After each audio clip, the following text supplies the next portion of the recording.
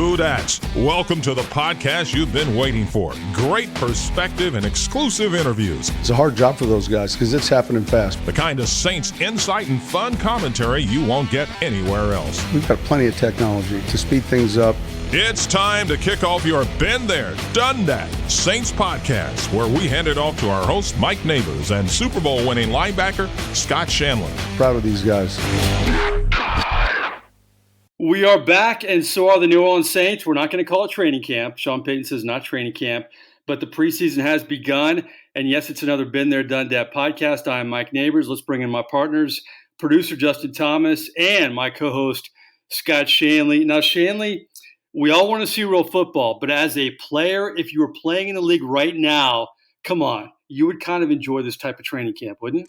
Are you kidding me, Mike? This is what all guys outside of being an undrafted free agent or a rookie trying to find your way and make your way on the team. Are you kidding me? These guys swindled the owners with no preseason games, and I know I'm being facetious a little bit. It's a very serious thing, and I'm glad they're not playing meaningless games and giving people a chance to infect each other on teams. But I tell you what, these guys, as a pro player, as a veteran player, are leaning back in their chairs with a little sly grin. I'm telling you. It's driving Peyton crazy, though, isn't it? I mean, you saw the Zoom interview he did this week. He's biting his tongue left and right. I'm going to make him run. I'm going to make him lift. If you're a coach, I can't blame Peyton. I mean, if you're a coach, this has to be tough. Oh, without a doubt. But the thing about it is, if you want to play in the NFL, you're going to take care of your body in the offseason. There's no replication for actual football, but they're going to have tons of practice time. The people it really affects are the young guys who, you know what, you can practice so much and you can get an idea of an undrafted free agent who you really like. You're like, man, this guy's got something. But there's nothing that beats going under the lights in a preseason game when people are watching. Does that guy perform the same way? And that's going to be tough because I think a lot of teams are going to end up keeping proven guys they've seen play. And it's really going to help veteran players, and it's going to hurt the undrafted free agents. But to add to that, they are adding to the practice squad, so it will give those guys an opportunity to stick around.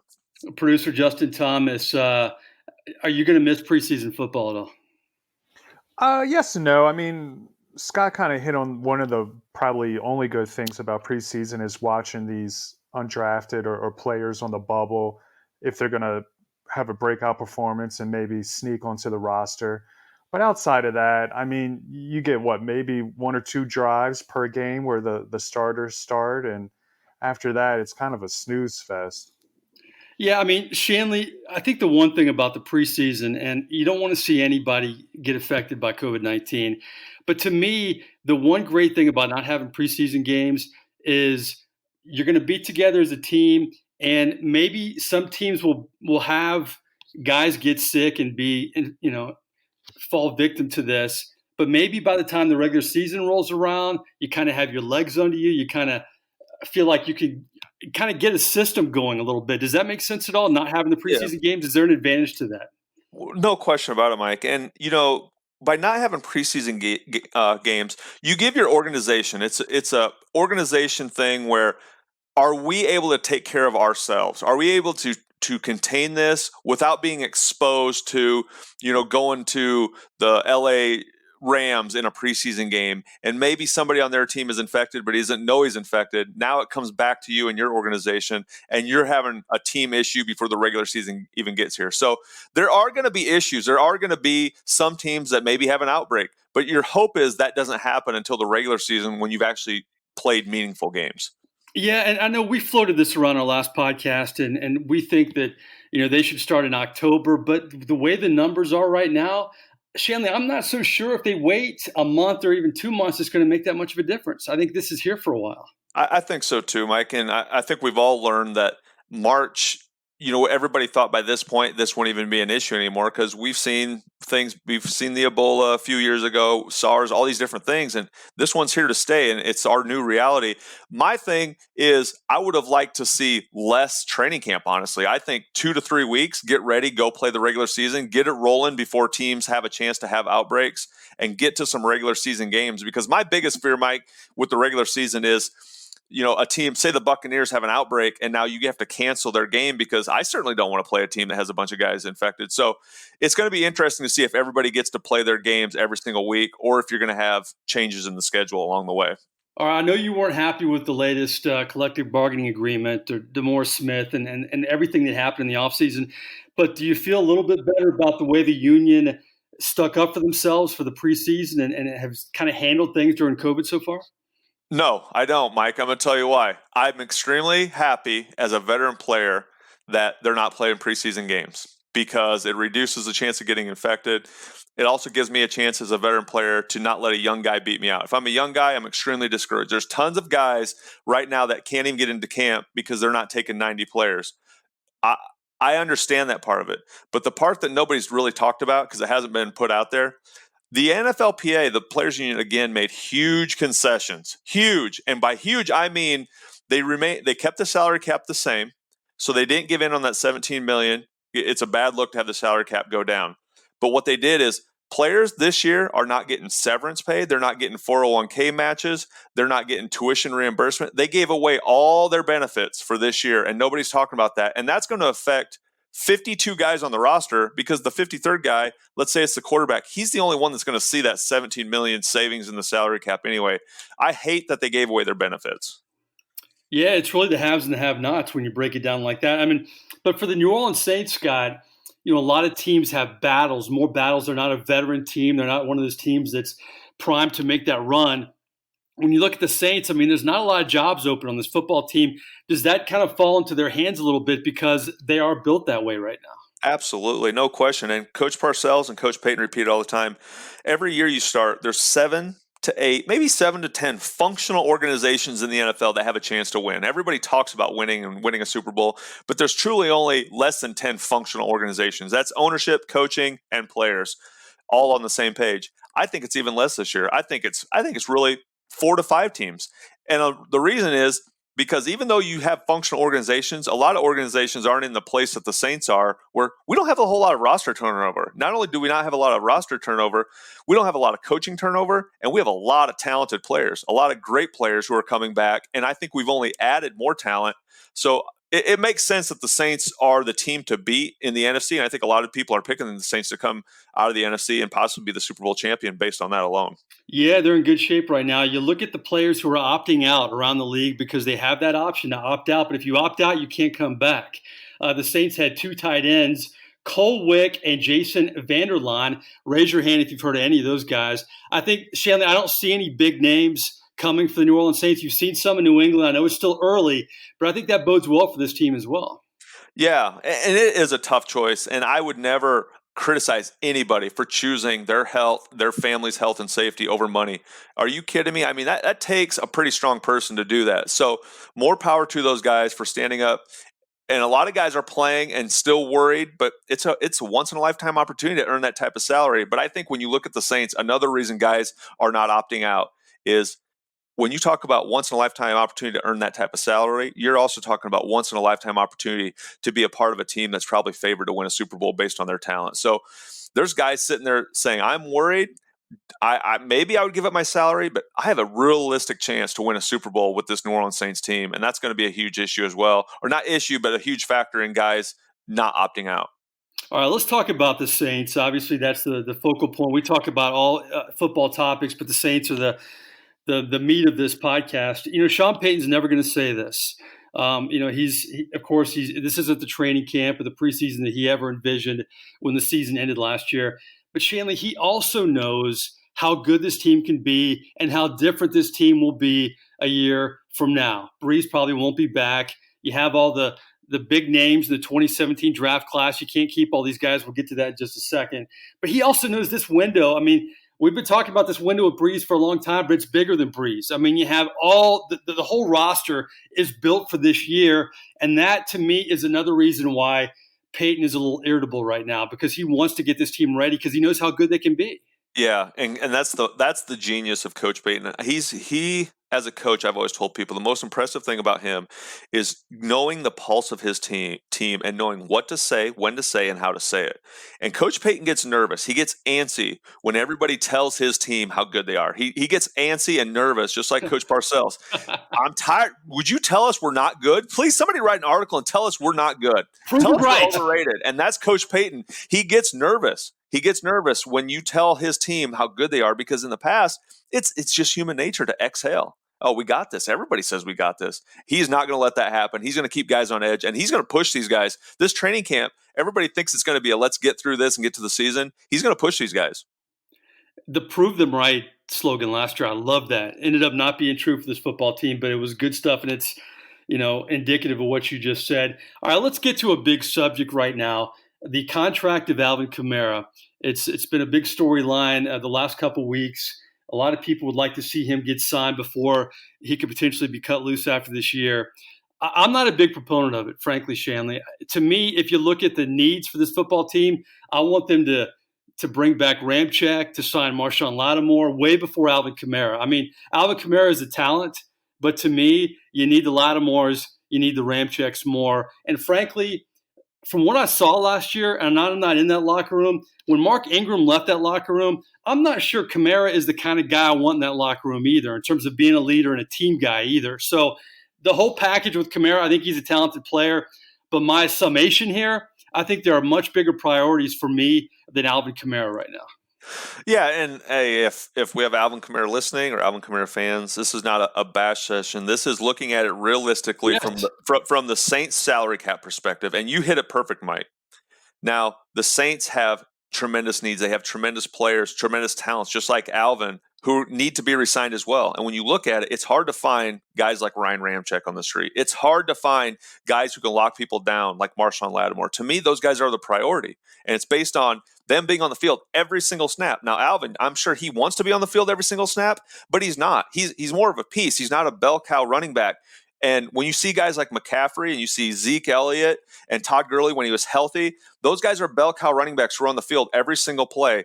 And I know it's not Alvin's fault. Maybe he wants to be that, but you can't pay a guy that type of money who's not carrying the ball 25 to 30 times a game, carrying your franchise. Because we've seen in the Saints offense under Coach Payton, it doesn't matter who's at running back. He's going to have 2 or 3 running backs. They're going to do what they do, and he's going to find a way to make it work. See, that's the thing, is that's the history of the New Orleans Saints under Sean Payton. And to me, you only have so many amount of dollars that you can have. And there, to me, you mentioned it, the Ramczyks and the Lattimores. I mean, that's such an unbelievable class.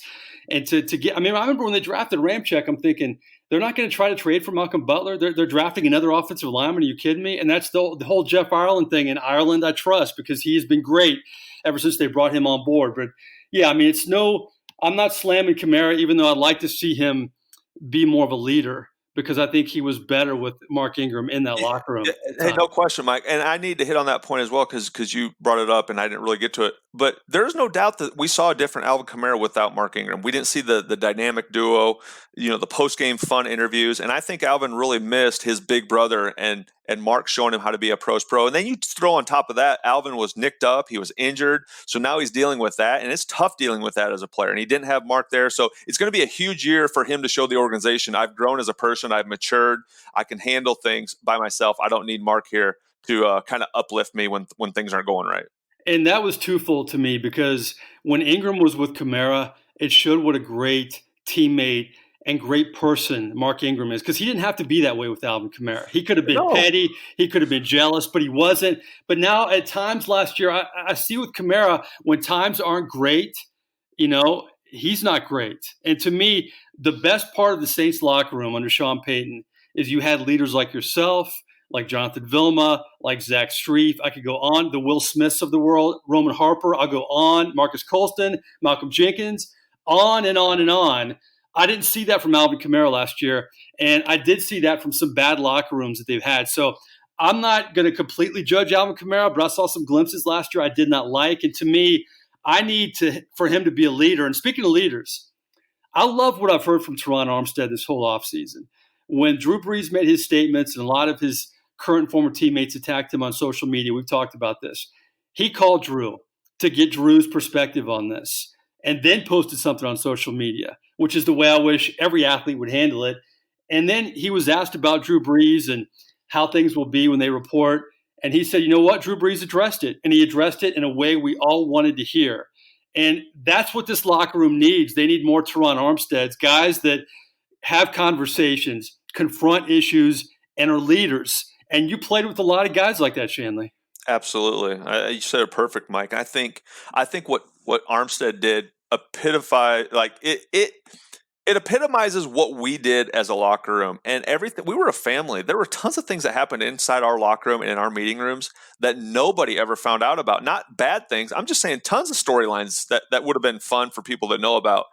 But that's what makes a tight organization, is when we can all trust each other and we all believe in each other. And if you say that I'm like your brother, I love you, man, then you have to treat people like that. And that my biggest disappointment, and we talked about it last time, was when Drew did what he did and guys disagreed with him, they went straight to social media and chastised him and threw gasoline on the fire. That disappointed me more than anything. I wish those guys would have reached out to Drew. Drew's earned that right to have you talk to him in private before you post anything. So you're exactly right, Mike. That's the biggest thing I always take pride in, that we were a tight-knit family. We hammered things out inside the confines of the building, and then we went outside the building after we talked about it. And we saw when you guys had your run and a lot of you retired or moved on, how bad that locker room was with the Kenny Stills of the world. And, you just had a lot of guys in there that they weren't Junior that way. Gillette. Oh, Yeah. Junior Gillette, yes. Yeah.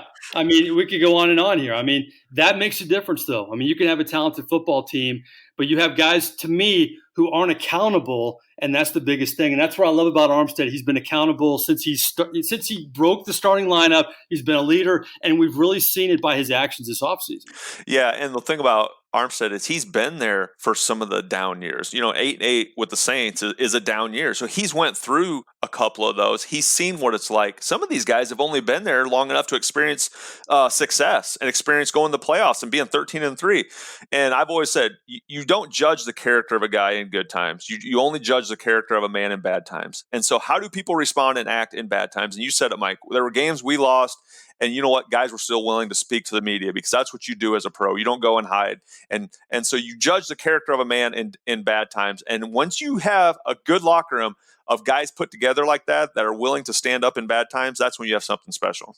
I mean, I hosted a million post-game shows, good wins, tough losses.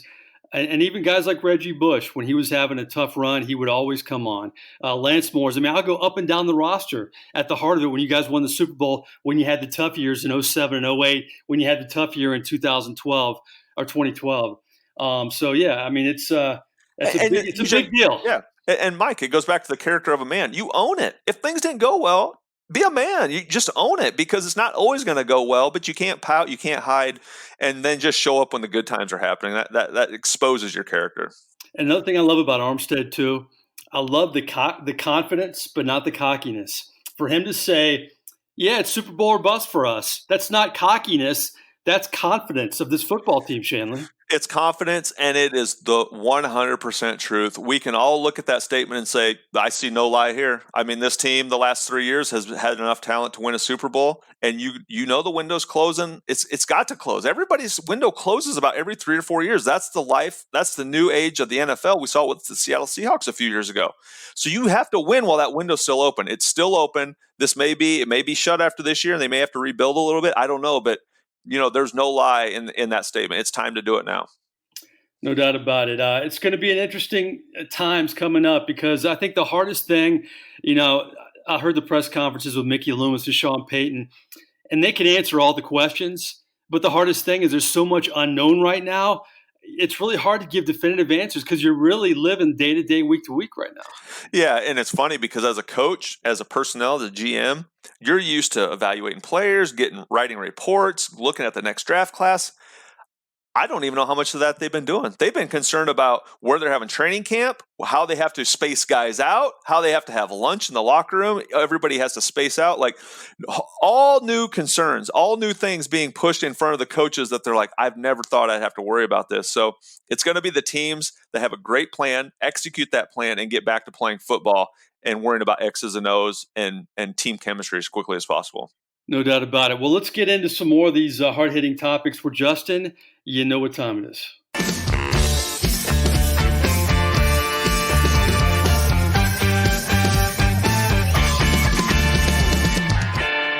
All right, more likely time we bring back Justin Thomas. Of course, Shanle sticks around as well. And I ask the questions. They don't know what's coming, so it's my advantage, their extreme disadvantage. Sorry, guys, but it's all in fun. It's all in fun. Now, we've talked about all the hot topics, the COVID-19, the no preseason, the opt-out, the Teron Armstead and Drew Brees dynamic and, all of that, Alvin Kamara. But let's just talk generally about football moving forward. I think we all thought we'd be in a better place right now as August approaches. I want to get your level of concern about whether we're going to see NFL football. We'll start with Justin. More likely, are you optimistic right now? Are you cautiously optimistic? Or are you just nervous right now? How do you feel about football being played this fall? I'm cautiously optimistic. I honestly think the scenario that's going to happen is the NFL is going to somehow, some way, whether the games are pushed back a little bit, they're going to start. But I think similar to what we're seeing with Major League Baseball right now in the Marlins, there's going to be an outbreak on a team. Players are going to start having to sit out, or whole teams are going to probably have to sit out due to COVID. And then the season will probably get scrapped early. I just don't see a scenario where they can play a full season, hardly anyone gets sick, and COVID doesn't affect anyone's games or schedules. Shanle, you always keep it real, my friend. But right now, and I think you and I were on the same page. I think back in April, we're like, it'll be okay by July. I think if you're listening to this podcast, you're like, it'll be fine. It'll be fine by July. It's not fine. We're here in August pretty much. Okay. Are you optimistic? Are you cautiously optimistic, or are you nervous? I'm optimistic that NFL football is going to be played for one reason only. Look at the way they've done everything so far. The draft came hell or high water. They made adjustments. The training camp came come hell or high water. They made some adjustments to the preseason. This regular season will be played come hell or high water. And I don't care if 20 teams have a breakout. Roger Goodell will have a 12-team league. I don't care if 30 teams have a breakout. He will have a 2-team league. He will find a way to play games and make money. These owners will find a way to make some money. And I don't see them shutting down football. I really don't. I really think if a team has a breakout, they sit it out until they get things right. And we keep playing with the other 30, 20, 25 teams. They're going to adjust schedules on the fly. The only thing that can stop the NFL from playing is the government saying, nope, you got to shut it down. You can't play. They're going to find a way to do it. Fauci, baby. Fauci's going to drop the hammer on the NFL. You know what? I'm nervous. I'll be honest with you, because we had a podcast a couple weeks ago, and I was thinking, okay, let's push training camp. I was okay with not playing preseason games, especially for the Saints. It doesn't really matter for them. You'd like to see the quarterbacks play. We'll get to that in just a second. But I'm nervous because of the unknown. I agree with everything you said about the NFL. And I actually give the NFL some credit for that. I give the NFL credit for moving forward with free agency. I think they did a great job with the draft. The schedule, they acted like it was business as usual, but this is not business as usual right now. And there's so much unpredictable stuff out there. Even Sean Payton said he wouldn't be surprised if there's a disruption in his press conference, and I wouldn't either. And once that happens, how's that going to affect things? But I think it goes back to what you say, Shanle. The NFL is going to find a way because that's what they do. I will say this, though. This cardboard fan stuff in baseball, NFL, don't do that. That's just so weak, man. I mean, I understand you got to get creative with this stuff, but I mean, I don't know. I would like to see what the NFL does if the fans can't show up, but they have I guess about a month or so to figure that out. All right, our next more likely, we talked about the opt-outs around the league. The Saints have two young tight ends, kind of inconsequential right there. But if you take Breeze out, who would hurt the Saints the most if one of these guys opted out? Would it be Cam Jordan? Would it be Marshawn Lattimore or Alvin Kamara? And yeah, Kamara, if you listen to our podcast, we do think you're valuable. I'm not trying to slam you. I just want you to be a better leader. And I'm not sure if the Saints should sign you. But anyway, go ahead, Justin. Look, Sean is an offensive genius, so I'm going to take Alvin Kamara off the board just because Sean will figure out a way to fill in that role and mask, any loss of Alvin Kamara not, playing. So that leaves two defensive players, and honestly, they're both so important. I mean, Lattimore, he can shut down almost any receiver he goes against, and that's huge. Cam Jordan is a game wrecker. I almost think it's a coin toss, but if you were to force me to pick one, I will pick Cam Jordan strictly because he's one of my favorite players. I think he would probably, on that alone, he would be a huge loss. But honestly, Lattimore would too. So And your wife, Karina, loves Cam Jordan, doesn't Oh, she? she loves Cam Jordan. Yep. See, Karina, we gave you a little plug there. All right. Shanle, of those three guys, who would hurt the most in terms of if they opted out? Where's the Will Lutz love, man? We gotta get some. Oh, Come on, Will. You can No. good one. Wow. How about the linebacker going with the Yeah. kicker, by the way? Will Lutz, most underrated kicker in the NFL. He trots out there. I know he missed one late in the season, guys, but come on. No, I'm going to go with Cam Jordan. Just the consistency that Cam brings every single week to this team. People know he's most times the only Saints real pass rusher. They double team him and he still makes plays.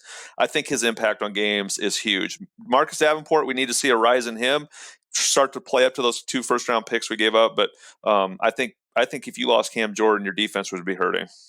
Before I get to my selection, I saw the NFL came out with this poll, and they had front office guys, they had coaches, they had players, all were surveyed to rank the top 10 guys at each position. And, edge rusher Cam Jordan was obviously in the top 10. But I read a scout's review of Cam Jordan. I'm glad I just thought of this. Shanle, they said that he has Frankenstein feet. Like, what do you think of that? Like, he's not the most beautiful specimen out there, but he gets it done basically. You know what? It goes back. It drives me crazy with like a scout and all these people who break it down. They have this ideal player in their head, what they're supposed to look like. And Cam, he kind of runs kind of duck-footed a little bit, and it doesn't look like, I'm serious. I understand what they're saying. It doesn't look pretty, but the guy's productive, and it's unbelievable. Yeah, he doesn't look like Javon Curse, and he doesn't have the freak nickname and this and that, but the guy's been really productive, and it works. Is that like a quarterback who doesn't have the big arm, but he gets it done? No question. Okay. No question. That's exactly what's going on there. Okay. All right. Hey, I've covered the Saints since Peyton started, and you have played and you've been around this team since Peyton started. I got to do Lattimore because you know how this team has needed a corner like that. And when they don't have it, that defense is just not the same. I mean, if you look back at Sean Payton's career, so many times if they would have had that corner, especially early on, you know that. You played in those defenses. If they would have had a Lattimore in those defenses, you guys had it, the D-line was taking care of business. You guys had the linebackers. I remember early on in the Peyton era when the opposing quarterback would have time to throw, you'd be like, oh God, here it comes. Here comes the big one here. I just think Lattimore is so important to this defense, but I do want to see him have a better year than he had a year ago, and I think he has it in him, and I love the player. And you talk about accountability, he always talks, unlike Kamara. And I know I'm ripping Kamara, but it's just true. He talks, and I think he's a quiet guy, but I think he means a lot to that defense. But you're right. Lattimore may be my pick, but Cam Jordan, he's just a guy that makes plays. You see it. He just makes plays. It may not be beautiful, but he gets it done. And that's what the scouts said too.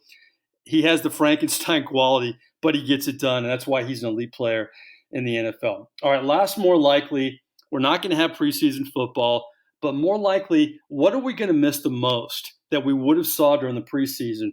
Our man Jameis Winston throw a few picks, or maybe shine the play of Jameis Winston. Taysom time. Taysom Hill is always going to be exciting. Or how about the center potential battle with Eric McCoy and Cesar Ruiz? That offensive line, the way they're going to kind of shape that would be a little bit interesting with Larry Warford not being there. So you have the offensive line coming together. You have Jameis Winston. You have Taysom Hill. Shanle, you can go off the board. You can too, Justin. But Justin, go ahead first. Well, I mean, over the last couple of years, we've seen enough of Taysom to know what to expect now. I mean, he seems like he can make plays out of nothing. Honestly, I think if anything, in terms of this preseason that I would have looked forward to, it probably would have been to see how Jameis plays, if he's the same old Jameis, or if some reason, Sean Payton's able to, work with him and make a new player out of him. That would have been fascinating because unless the Saints are blowing out an opponent and Jameis comes in for mop-up duty, I don't think we're going to be able to see him play much this year. So that probably would have been the most interesting aspect of the preseason games. Yeah, the center battle would have been kind of interesting, but I think just seeing whether or not Jameis is a new player or the same old, especially with this potentially being Breeze's last year, would Jameis be the QB that could come in and replace Breeze going forward? I think preseason maybe would have given us an indication. So maybe instead of the center a quarterback exchange, Jameis does a few picks. You might have liked to see the Peyton Jameis exchange on the sidelines a few times in the preseason. That'd be a little fun. So, yeah. All right, Shanle, what do you think? I have Winston, I have Taysom, I have the centers. You can go off the board. We're not going to have preseason football. What are you going to miss that you would have seen? Yeah, I think unless you're a huge fan of offensive line play, I don't think anybody's really looking at those guys unless it's a bad snap. Linemen are like long snappers. People are only watching you if you're messing up and giving up sacks. Sorry, Streif, if you're listening. I've had this debate with him before. Well, how did Streif defend that? He's a lineman. He's a lineman. He gets very defensive. We laugh about it all the time. Streif's smart guy. Come on, Streif. Yeah, I know. You're only winning championships if you have great line play. So I'm just messing with those guys. No, I would have said Jameis Winston would have had a ton of pressure on him. Can you imagine? Everyone is sitting there saying, who's going to be the heir apparent to Drew Brees? And Jameis Winston, if he came out in the first preseason game and threw for 300 yards, everybody would say, sign him up. We need a 10-year deal with Jameis. If he went out and threw 2 picks, they'd be like, get him out of here. He's a bum. So there would have been a lot of pressure on Jameis. I would have liked to see that. But I want to just tie in. I would have liked to watch the veteran edition. So it would have been Jameis. I wanted to see Emmanuel Sanders in the offense, and I want to see an older Malcolm Jenkins, what he brought to the defense in a limited amount of time. Yeah, and I'll throw this on there too. A guy that kind of somewhat flies under the radar. He was in that 2017 class. I want Anzalone to stay healthy because I think Shanle, he could be a really good player.